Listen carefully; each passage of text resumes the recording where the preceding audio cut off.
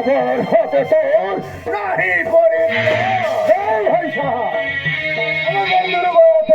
জানতে পারি কে রাক্ষস সঙ্গে বন্ধুত্ব করছো? এর মতো মহোদয় পৃথিবীতে কেউ নেই। যে মানুষ ধরে খায় তাকে তুমি মহৎ বলছো? ছেড়ে দাও তুমি আমার বহিনের আদেশ আমায় পালন করতে না। বন্ধু তুমি মানুষ ধরে খায় এ কথা সত্য? হ্যাঁ বন্ধু এ কথা সত্য। ঠিক ঠিক মানুষ ধরে খাও জানলে আমি তোমার সঙ্গে বন্ধুত্ব করতাম। তুমি আমার বহিনের আদেশ আমায় পালন করতে না। বন্ধু এখন যেতে হবে সেই অন্তর্জামী মায়ের কাছে। চলো সবাই মিলে সেই অন্তর্জামী মায়ের কাছে যাই। তাই চলো বন্ধু, তাই চলো, তাই চলো। ফিরে আসছে না কেন কি জানি না, আমি তো সেই কথাই ভাবছি। আমি এসেছি মাহে।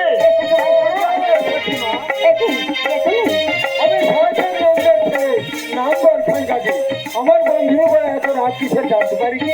আচ্ছা তুমি তো আল্লাহর অলি, কি করে রাক্ষসের সঙ্গে বন্ধুত্ব হলো তা আমি জানতে পারছি। তবে আমি বলছি শোনো মা, তুমি মা নারায়ণের সঙ্গে যুদ্ধ করে নারায়ণীকে পরাস্ত করে সই বলে দেখেছিলে। সেই নারায়ণের ছেলে দক্ষিণাই আমার বন্ধু। আমার বন্ধুর সমস্ত অপরাধ ক্ষমা করো মা, সমস্ত অপরাধ ক্ষমা করো।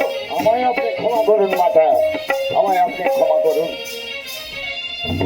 ওঠো ওঠো পুত্র ওঠো।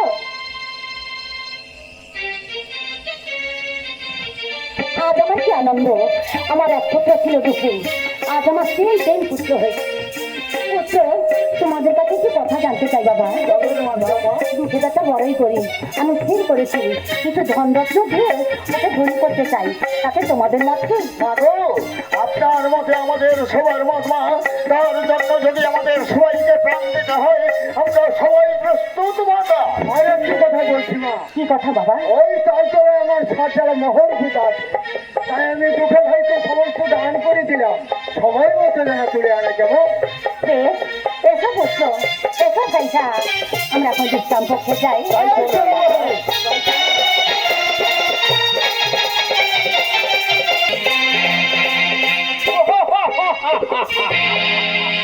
ভাই মরাই, আমরা তো বাণিজ্য থেকে ফিরে এলাম, ফিরে এসে আমাদের ধন দৌলত অনেক কিছু হয়ে গেছে। যদি এই মুহূর্তে দুঃখের মা আমাদের বাড়িতে এসে জিজ্ঞাসা করে আমার দুঃখে কোথায়, তাহলে তাকে আমরা কি জবাব দেব? ভাই তোমরা কবে বাড়ি ফিরে এলে? কই আমাকে তো কোনো সংবাদ দাওনি। বলো ভাই বলো আমার দুঃখে কোথায়? আমি তো তাকে অনেক দিন দেখিনি। বলো ভাই বলো আমার দুঃখে কোথায়? বলো ভাই বলো আমার দুঃখে কি হলো? ভাই তোমরা দুজনে চুপ করে দাঁড়িয়ে আছো কেন? বলো না ভাই বলো না আমার দুঃখে কোথায়? আমি তো তাকে অনেক দিন দেখিনি। চুপ করে দাঁড়িয়ে থেকো না, বলো না ভাই বলো না আমার দুঃখে কোথায়? বলো ভাই বলো আমার দুঃখে কোথায়? কি হলো ভাই তোমরা দুজনে চুপ করে দাঁড়িয়ে আছো কেন? বলো ভাই বলো আমার দুঃখে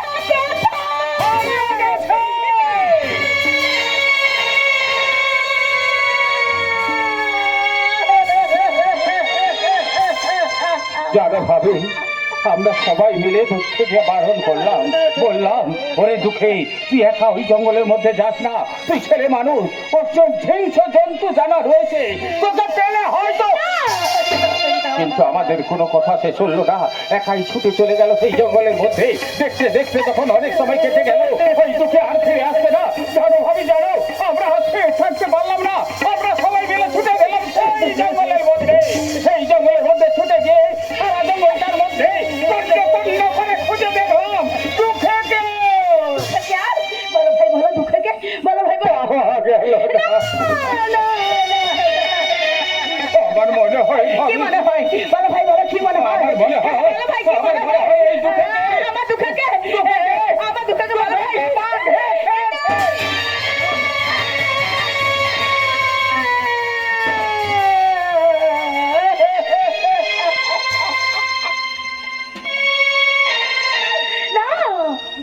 না না এ হতে পারে না, এ কিছু চাই না। আমার দুঃখকে বাঘে খেয়ে গেছে। না না না না না না এ কথা আমি বিশ্বাস করি না। এ কিছু চাই হতে পারে না, এ কিছু